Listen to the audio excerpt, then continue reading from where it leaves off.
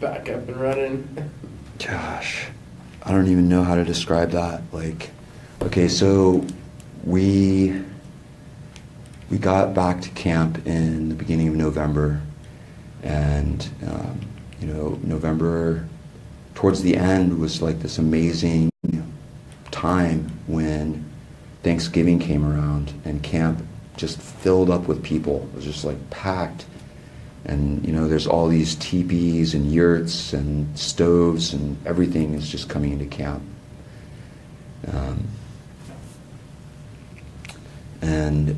December rolls around and like the first major storm hits in the beginning of December, and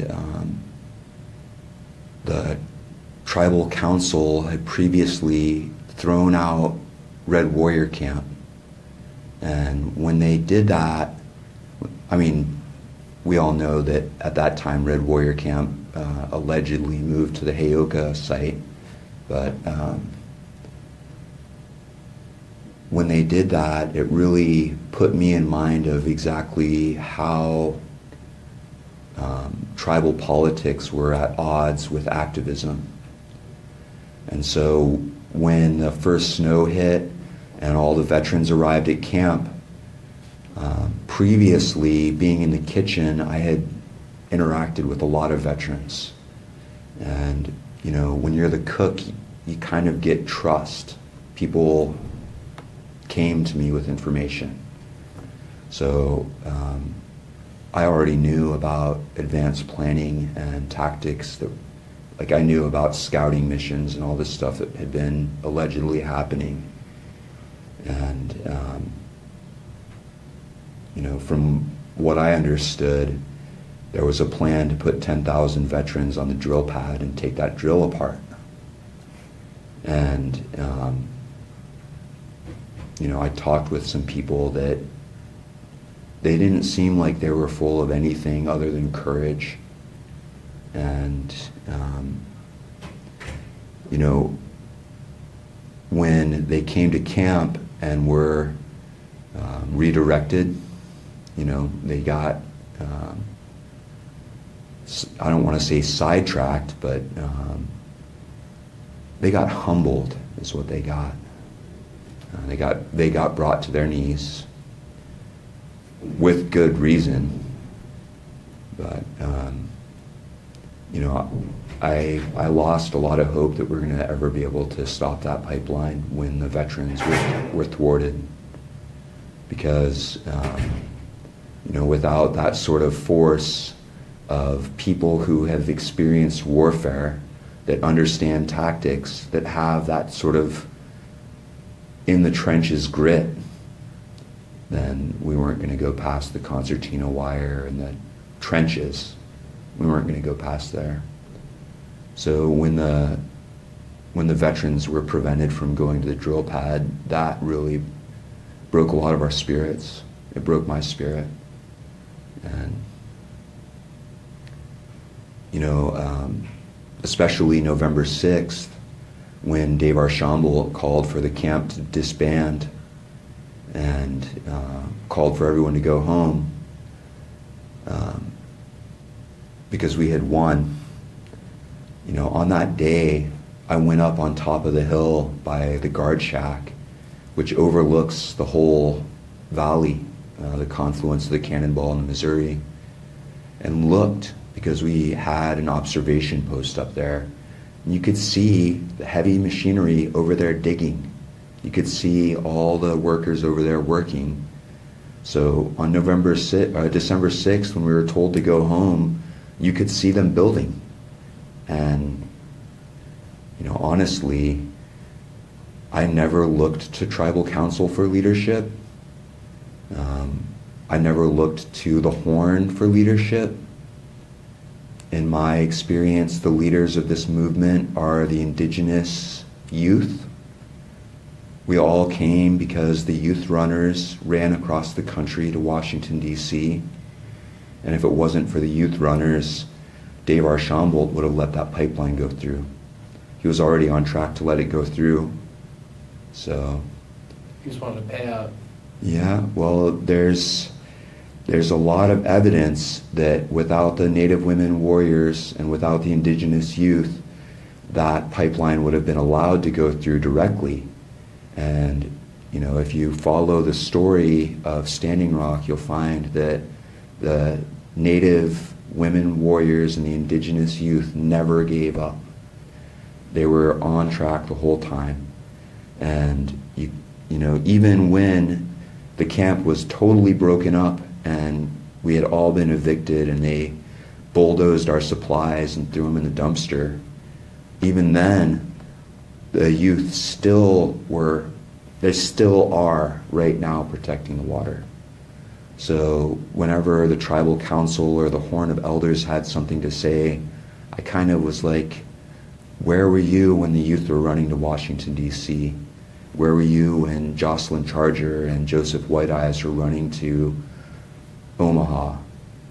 Because the International Indigenous Youth Council was the spearhead of this whole movement. And I wish I had their courage.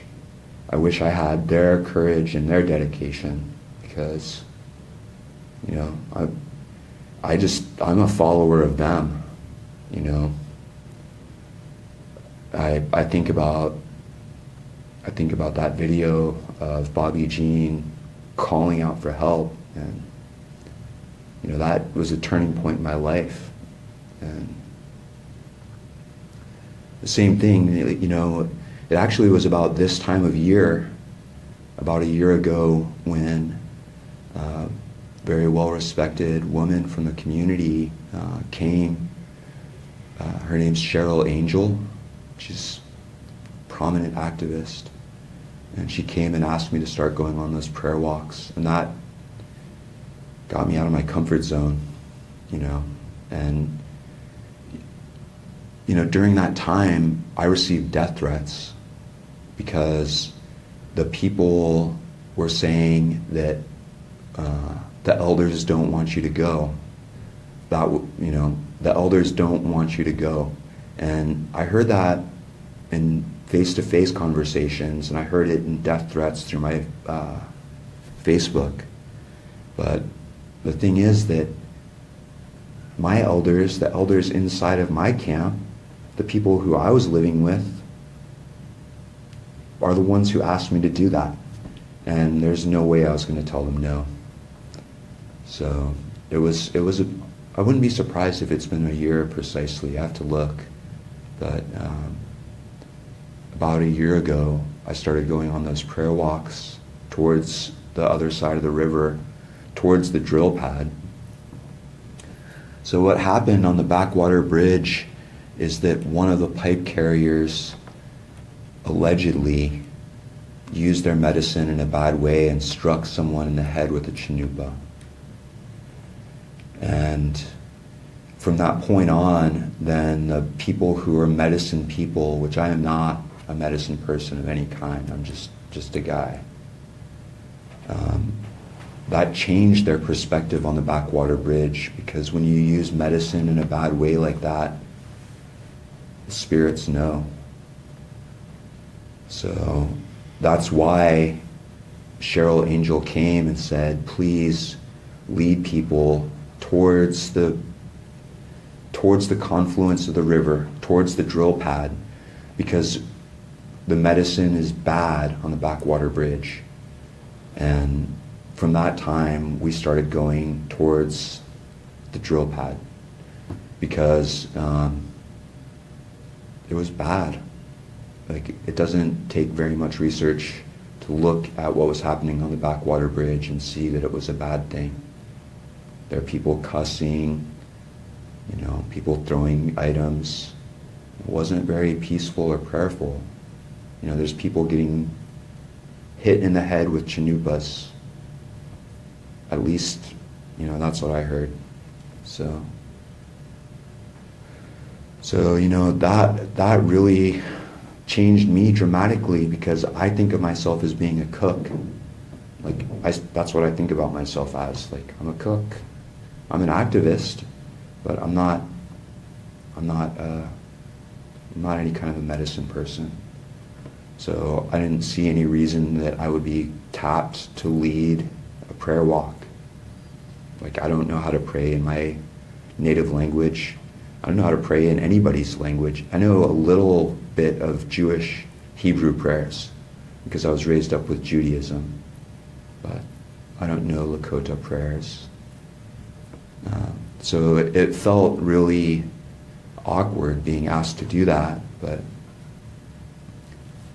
like, I don't know if you ever had a respected medicine woman come to you and ask you to do something, but when they ask you to do something, you listen, and then that's what you do. So, before we would go out on the prayer walks, I kind of had a little, at camp in Sacred Stone, when the camp was first established, they put a Wochekia pole up, which my understanding is Wochekia is a very sacred word, which means the direct communication with Tankashila. So we have prayers that we make, but when you make a prayer at the Wochekia pole, it's straight to spirit. So we would go first to the Wochekia pole and start our prayer there and pray from the time we walked out of camp till we got to the secondary place, which was, we found a stump that's right over there on the Cannonball River, so it's still tribal land. Because for me, I understood that there are three things you have to do to be a water protector. You have to be peaceful, you have to be prayerful, and you have to be legal. And if you can't be peaceful, prayerful, and legal, then you really should go home. So we picked a place that was a legal place to go because we didn't want to go and get arrested every time we went out to pray. So when we get to the Wochekia pole, before we went into prayer, I would tell people, look, I'm not here to dictate to you or tell you what you can or can't do, because I'm not any kind of a medicine person. I don't claim any kind of authority over any of you. So if you want to go to where we're going to, and you want to pray, and you want to stay peaceful and stay legal, that's my intention, and that's what I plan to do. But if what you want to do is go and get arrested, if you're going to go and break the law, do something criminal, that's your choice. I'm not here to collaborate with you or support you in that or ask you to do it. But what I am here to do is to pray. So then we would walk out and,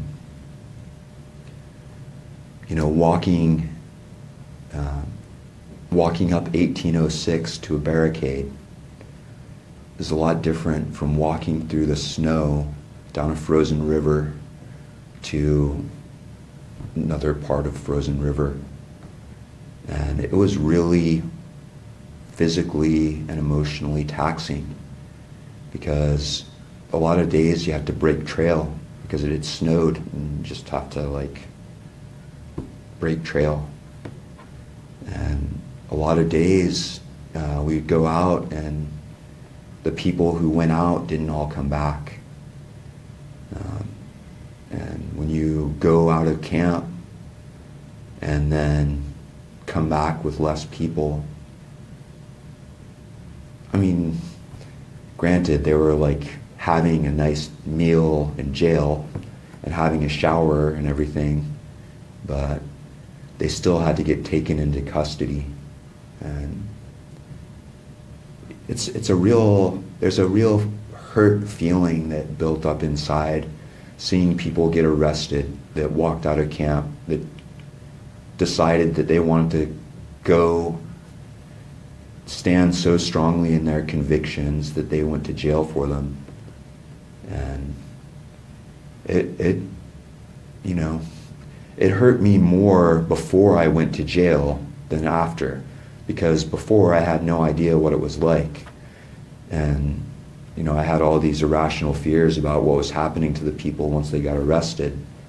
But then once I got arrested, I was like, oh, this isn't that bad. Like, When did you get arrested? What happened?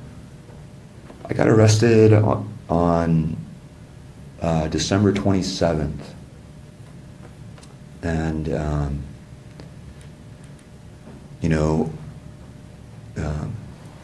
we went out. There were, maybe a dozen of us, something like that. And we always tried to have someone, a veteran, military veteran, an indigenous youth, and a Native woman warrior, someone from the medics, someone from legal, and someone from media, so that anytime we went out, we were a group of people that represented the core of the different areas of camp. So at the time when I was arrested, I was with Native woman warrior, a person, a woman from Rosebud, that she's Sichungu, a young man from Wounded Knee, that his family still lives on the Pine Ridge Reservation. He's from Pine Ridge. I was with another youth from Cherokee Nation, and Army veteran. And,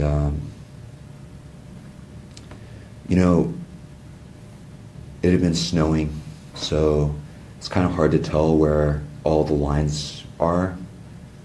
Plus, it's not real solid where the lines are anyway. But we got out to the Cannonball River, and a bunch of people decided to stay on the Cannonball River, and a few of us decided we wanted to go a little bit across the Cannonball River. And again, when there's all this snow, it's kind of hard to say exactly where that is. But there's a fence line that they had set up all the floodlights on, and that's where the police line was. So we kind of figured if we didn't go up to that fence line, we were still within our legal boundaries. And I looked previously at maps and knew where the Army Corps of Engineer land began. It's about 75 yards in from the river. And so I felt like we were within our rights to go where we were. Obviously, the police didn't feel that way. And, they were giving illegal orders because they don't have jurisdiction on that land to give orders in the first place. It's not Morton County, it's not Army Corps land, and they're not the BIA. Plus, you can't order me to stop praying. And you also can't order me to stop being media. There are certain rights that are enshrined in the Constitution that I was asserting at that time when I was arrested, that I felt like were within legal parameters. So at the time of my arrest, I told the cops that they were giving illegal orders because they're trying to order us around, and they didn't have any jurisdiction there. I was live streaming at the time of my arrest, and I had my camera in my hand, so they're trying to get me to drop my camera and wrenched my arm up behind my back, and then twisted my hand, and then wrenched my arm up further, and then kept twisting my hand. So by the time I got to jail, I needed to see the nurse, which wasn't tremendously helpful, but she gave me ibuprofens. So, at the time of our arrest, we're really lucky, actually, considering the condition of our country. in our camp, the camp leaders, in my opinion, were the youngest baby and the oldest dog, because those are the people who need the most protection. Those are the most sacred beings that can't speak for themselves and can't protect their own water. So the oldest dog happened to be with us on that walk. And the cops, by right, could have killed that dog. But they actually took her into custody and brought her back to the other side of the river and let her go. Of all the people who went to jail that day, they didn't take the actual camp leader. But I thought it was going to be a lot worse than it was. I mean, aside from them injuring my shoulder, I thought it was going to be really bad. They didn't give us any coffee in the morning, and I never want to be arrested again. To be honest, that was the worst part about being in jail, is not having any coffee. Because, I've been living here in Oregon for about 20 years, and if you spend any time with Lakota people, then you know Wakalape or Wakalapi, my Lakota is not really good, is like coffee is pretty much sacred to Lakota people. If you arrive, and I learned this as being someone in the kitchen, when someone arrives in the kitchen, you offer them coffee, or you offer them like a lemonade or water or something. So the cops didn't offer any coffee. I hope I never have to go to jail again. I have court on the 23rd of March. Still, huh? In Morton County? In Morton County. I'm going to try and talk with the Frechette Collective and see if I can get my expenses paid to go out there. I'm hoping that my lawyer will be able to get my charges dropped from that day, because they took, I believe there were 5 of us into custody, and they charged us with criminal trespass, which is ridiculous, to charge someone with criminal trespass on land that is still recognized as Lakota land. It's not even in doubt whether we were off of the reservation or not. We were still on Lakota land at the time of our arrest. So I'm hoping that my lawyer can get the charges dropped. I don't intend to take a plea bargain. I don't think I was breaking any laws, so I don't feel like there's anything that if I pleaded to something, I would be perjuring myself as far as my own moral compass goes. I would be going against what I recognize as being right. So I don't feel like I need to take any kind of plea. I believe I'm innocent of criminal trespassing. A lot of people, they drop the charge of criminal trespass and then throw something else at them. They haven't done that to me yet, but I know that's one of the tactics that Morton County does. So, again, like, I'm just the guy that came to camp to cook. So, I don't feel like I'm important enough for them to try and trump up charges against me. But admittedly, in the time since my arrest, I have been a very verbal supporter of the movement, because it's important. And so, I wouldn't be surprised if they try and bring more charges against me. And so you become somewhat of a target because you've been so outspoken. And tell me a little bit about the provocateur culture and Tiger Swan and these devious forces that have been at work. Well, the provocateurs did really horrible things inside of camp. Excuse me. Some of the things that I suspect were done by provocateurs in our camp were the draining of our water tanks, the sabotage of our electrical grid and bringing of drugs and alcohol into camp. The people who were there with their heart in the right place in a good way wouldn't bring drugs or alcohol into camp. Same thing with weapons. Just in the past couple of weeks, it came out that this FBI informant brought a gun into camp, into Rosebud Camp, and that's the gun that was used to frame Red Fawn. So,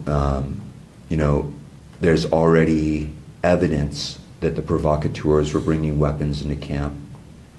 So, essentially, the provocateur culture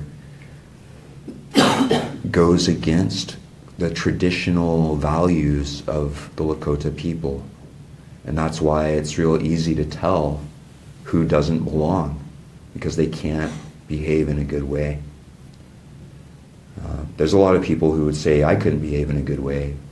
With that said, I'm not a Lakota, so I really don't know how. I tried. In May,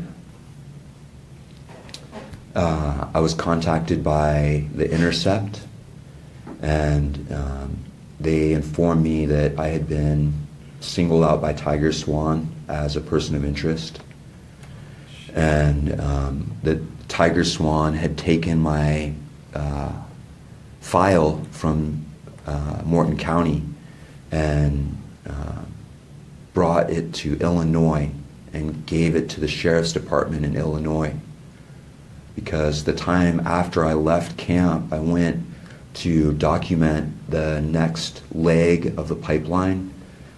The pipeline goes from the oil fields through the Dakotas, across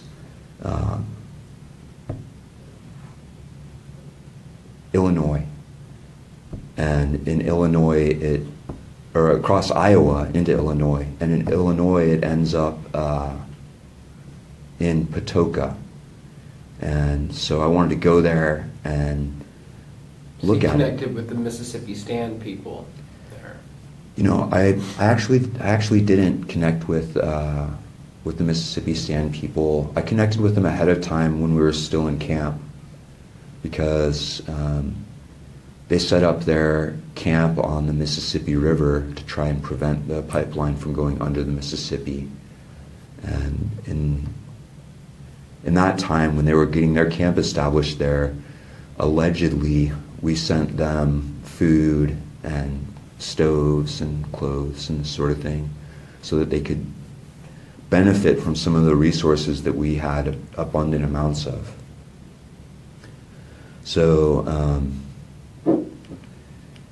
I went to Illinois because I wanted to look at it. I wanted to look at it and live stream it and show people what it looked like. And ahead of time, I had taken some screenshots and Google Maps of what it looks like. And you can see this river. It's just a little stream that goes through the pipeline yard there, or the tank yard, and comes out polluted. It goes into the tank yard one color and comes out the other side this other color. So I knew that it was bad there. And anyway, I've been planning on going there, again, peacefully, legally, and prayerfully, in a good way. And that's what I did. But apparently that made me interesting to this private security force, which was operating illegally. They didn't have permits to operate in North Dakota.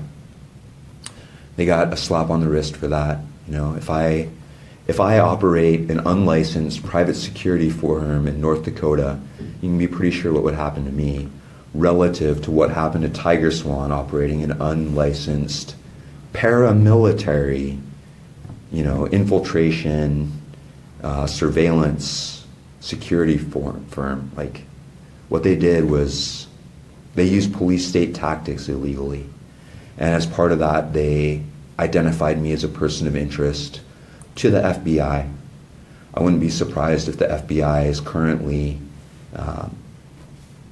What up, guys? Yeah, wouldn't be surprised if the FBI is currently interested in my whereabouts. But I'm not doing anything wrong, you know. I feel like a good person when I go to sleep at night. But yeah, I was informed by The Intercept that I'm a person of interest to Tiger Swan, and that Tiger Swan had made me a person of interest to the FBI. So, you know, in the time since then, I've been really paranoid that anybody that I'm interacting with could be a part of that apparatus, because anybody could.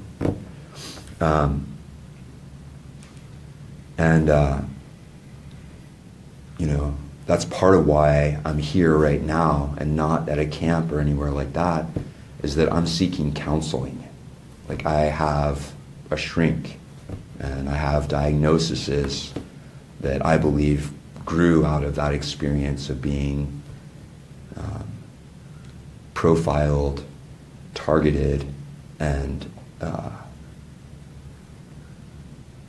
you know,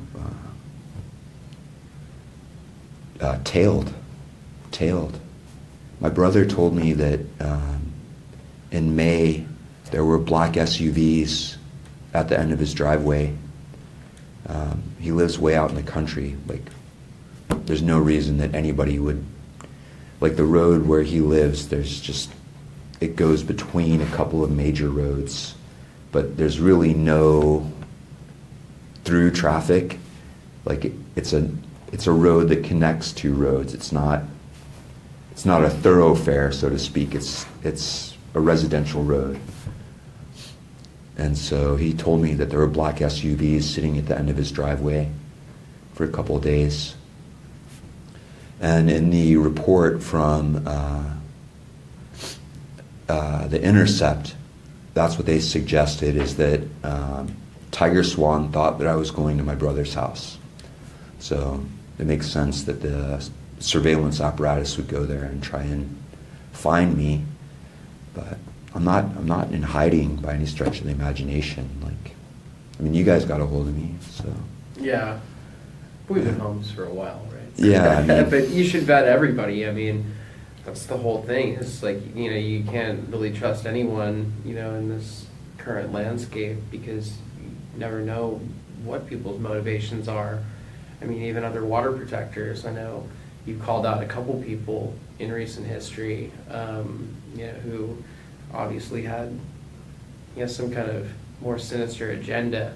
We don't need to bring up any names right now, but well, you know, that's a hard subject, because people, when you start losing trust in people, then you end up going down this, it's like Luke Skywalker turning to the dark side. You know, you open your heart up to fear. And once you start operating from a fearful place, then it's hard to maintain your integrity. So, you know, I've been part of a campaign to discredit, like, people, influential people that have much larger followings, that receive lots of funding, have been dragging my name through the mud. And like I said, for the most part, as long as Native women warriors and indigenous youth still are asking for my help and I can somehow help them, that's all that really matters to me. And, like, if public opinion turns against me, that's okay with me. Like, if I can somehow help the people that are asking for my help, that's what really matters. And if people are saying bad things about me or whatever, you know, that's up to them. Like, I'm not one of those people who tries to censor other people, but if you're going to say bad things about me, then I don't want to be your friend anymore. You know, like, yeah, it's challenging. It's challenging inside a camp to figure out who's actually there to help and who's not, especially because it's part of the operating procedure to insert yourself into a situation where you gain more authority and you gain trust of people who are influential. And it's a classic tactic that the oil and gas industry has used forever. People pose as journalists or activists to be able to get inside the movement and then disrupt it from the inside. You know, we've seen that model applied all over the country, and it's been pretty successful, sadly, because it's such a shadow tactic that they can get away with it, because, you know, these are open-hearted people that need support, and the oil and gas industry takes advantage of that. And it's, you know, it's something that's happened so many times it's not even surprising anymore, and that's the sad thing.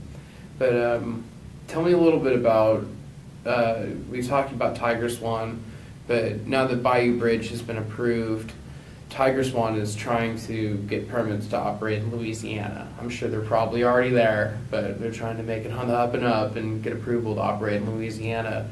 What do you have to say to the people in Louisiana? What should they know about Tiger Swan? And now that, you know, that final leg of the the Bayou Bridge is being completed, what should they know? What should they, you know, be thinking about when they're out there on the front lines, you know, trying to protect the water from this last leg of the pipeline? What should they know about Tiger Swan? Well, you know, I didn't work in security, so I don't really know a whole lot about it. But what I would say is that during Sacred Stone Camp, if somebody rolled up to the security gate and said, "Hey, I have a bunch of donations," we would swing that gate open and they would be able to drive right into camp. So I would say that if somebody rolls up to your gate at the Bayou Bridge camp and says, "Hey, I have a whole bunch of donations," bring your own truck over there and fill your truck up with those donations and drive them into camp, and let those people stay outside of camp.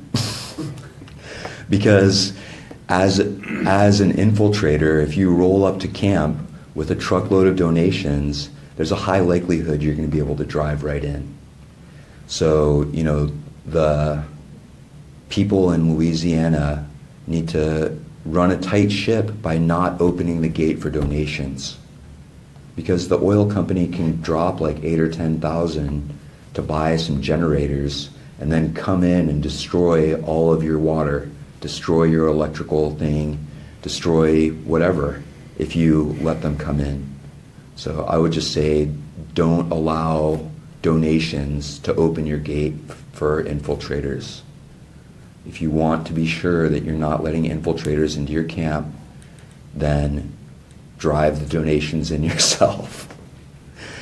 You know, the other thing is, only have on security people who you actually know. There was a time that we felt like our security had been infiltrated, and notes from one of the meetings, a security meeting, showed up in the FBI reports, and we know who it was. Now we know, but you know, there are people. I'll say it like this: there are people currently trusted that people from inside of Sacred Stone Camp, we know that they're infiltrators. So if people from Sacred Stone Camp go to Bayou Bridge, those people probably won't be allowed in. But some of the behaviors that are pretty universal for people, law enforcement, is they carry guns. So, you know, this is something I've talked before about in my live streams, is that look for a gun. They'll have a gun underneath their shirt, or they'll have a gun on their ankle, or they'll have a gun in the small of their back. It's usually, guns are heavy and big. It's usually pretty obvious. But if you're not looking for a gun, then you won't see it. There was a person in camp that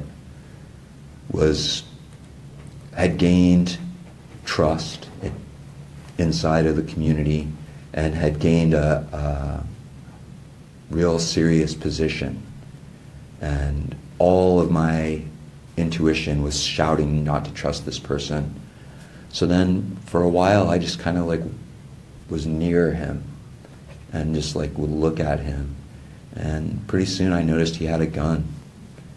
And so then I went to one of the security guys and told him, like, okay, don't go and call him out on it, because if you go call him out on it, he might just pull his gun and start acting out of fear. But go over there and look, and if you see what I see, then you're going to see he has an ankle holster. And, that person ended up getting driven out of camp, but not before they took thousands of dollars in donations and a lot of equipment. So, that's another thing, is like, pick a couple of people that you already know, that you trust, to handle the money. Don't allow just anybody to be your banker. And honestly, this is something that I picked up in reading in the time since, is that you actually want to look at the person and talk to their family. Like, go meet their mom. Be like, oh wow, you're this person's mom. Meet their brother and sister. Meet their girlfriend, meet their grandmother. And once you meet the family of a person, then you can be sure that person isn't a cop, because you start building an actual relationship. If you don't have like an actual relationship with someone, then there's no way to really be sure that they're not working for the other side. And even then, it happened during the Black Panther movement, it happened during Occupy or Black Lives Matter, that the cops come and turn someone. They'll come and say, look, we have this evidence against you already. We can put you away for a long, long time with the evidence we already have, or you can come to our side and start gathering evidence for us. So just because you have someone that you trust doesn't mean that they haven't turned. So, it's really hard to know who to trust. That definitely happened all the time at Occupy. In the infiltration and the paranoia, a lot of people think, oh, these people are overreacting, but then you find out months down the line, oh shit, they're not paranoid, they're right. Yeah. And when something seems rotten in Denmark, usually it is, kind of the Occam's razor aspect. And so you always had a good intuition on the provocateur culture, I felt like, and understood when something smelled foul. So it got really complicated there after a while at camp, and it seemed like towards the end, things really changed, and after the Army Corps ruling, you had a lot of people leave, and it became a much smaller camp. And just I wasn't there for the last few months. Tell me about what happened in 2017 and ultimately the raid of the camp. And you were there up until the end, so just tell me about the conclusion of that time. Well, a lot of people started losing hope. There was hopelessness, because we weren't able to get to the construction site, and the tribal council had already come out against us. So, the way it felt to me is like there was a lot of work that needed to be done, and only a few people who were actually getting down and doing the work.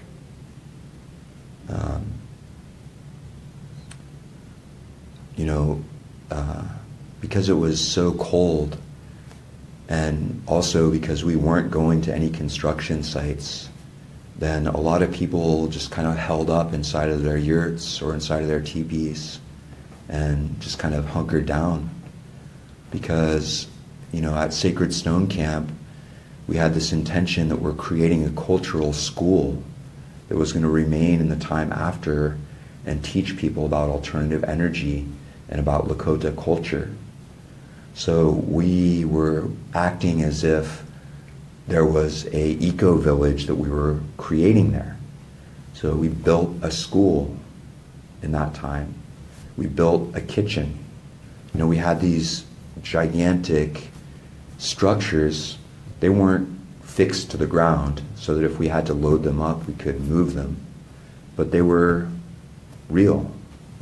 We, at Sacred Stone Camp, we were on private property. We were on land that was owned privately by LaDonna, by the Brave Bull family. And so we were acting as if we were secure. We were acting as if we were there not just until the pipeline went through or didn't go through. We were acting as if we would be able to continue to build, continue to grow, educate. And so there were a lot of us working really hard to try and make it into a place where future generations could come and learn about what happened and learn about the old way. Because, a lot of us aren't really comfortable with the way things are going in modern America. So, and LaDonna is currently working on that. She has that value as a value in a project right now, that she has a crew of people who are developing an eco-village, a cultural school and an eco-village. So during the winter, that was a big part of what was going on in Sacred Stone, is we were creating a cultural school. So we were having meetings to talk about different projects that we were working on and different things that, it's time for the library to close. Okay. We got 13 minutes here on, so just tell me about the raid, and then I have one last quick question for you. Well, the raid, it was horrifying. They brought armored vehicles, they brought helicopters, they brought all kinds of things. They essentially, they had a full military invasion.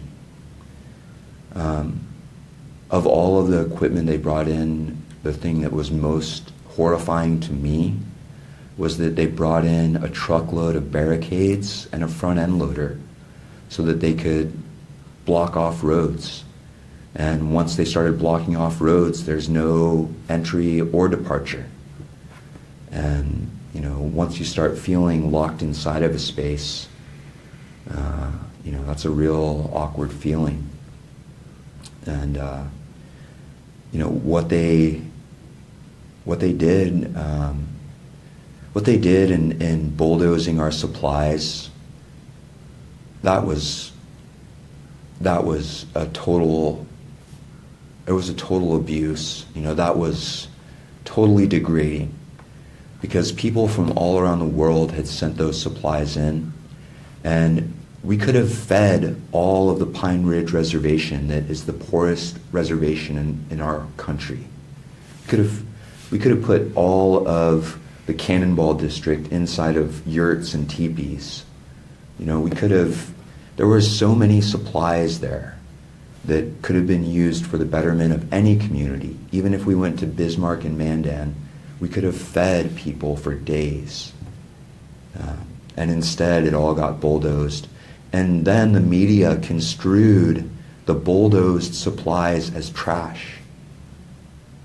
And the tribal council seized a bunch of our assets, which they never gave back. A bunch of our assets, teepees, yurts, vehicles, and they could have allowed those people to have their cars. There were cars that got seized. Titles were associated with them. That was obviously somebody's belonging that they could have gotten back to the person. But they chose instead to put those things in a crusher and send them to be recycled. They did everything they could to dehumanize us during that time. And, that's basically the way it works in an invasion, is you have to dehumanize your opponent. Otherwise, your soldiers won't want to kill that person. If you allow that person to be human, then you can't launch a war against them. So, it was really traumatic. It was really, really traumatic. But the people who were still in camp at that time, we really pulled it together. We really got it together and made, we made a community happen even after we left camp, so that the people who I'm tight with now are the people who were there at the end. The people who were there at the end, they never gave up. They'd still be there now if they didn't get kicked out. We would be part of a cultural school right now if we didn't get evicted. I've been a part of Occupy, and so I've been evicted before, so I wasn't too surprised about how it went. I had already seen a bunch of supplies get bulldozed, but it was a full military invasion. So, lastly, what would you say to tell someone else and inspire them to pick up a camera and live stream? Excuse me. I would say every single person has their own perspective on the world, and you're going to look at anything differently than somebody else will. So just by picking up a camera and standing anywhere with it, you're going to hold that camera at a different angle and show your personal lens that only you can hold. And we need as many people who are willing to show what's actually happening in the world to do that from their perspective, And also just, there are people who can't do that for themselves. There are people out there that want to be doing that feel the value of it and see the importance of it, but physically are impaired, that they can't do it. And they need people to do that, to stand up and to record for. And these are the people who really need you to do it, is the people who haven't been born yet. Because there are generations who haven't come through yet, and they're going to want to know what happened during this time. And if you can find the courage to do that, you're going to leave something behind for people who haven't even been born yet. And I think that's the most important reason. Okay, and since we got 1 minute left, I like to end on an optimistic note. Tell me what's beautiful about the Pacific Northwest and what's unique about this place, and why is it worth protecting? Well, specifically right here, this is the land of the Chipinahua people. The Chipinahua people were known as, or this territory was known as the place where the elderberries grow. So all places have something unique that only they bring. And for this particular place, we have certain climates that allow life to exist that don't exist anywhere else. And for me, that's my tribe, the Nooksack tribe. So, the people of the Northwest, I would say, are the most important thing here. I mean, the salmon, we need to protect the salmon, and it's not going to be an easy task, but the people can do it. Oh, hell yeah, Tawasi. Thanks again so much for taking the time to meet up with us, and that'll do it on our live stream too. So we ran out of time, guys. Library is closing, but yeah.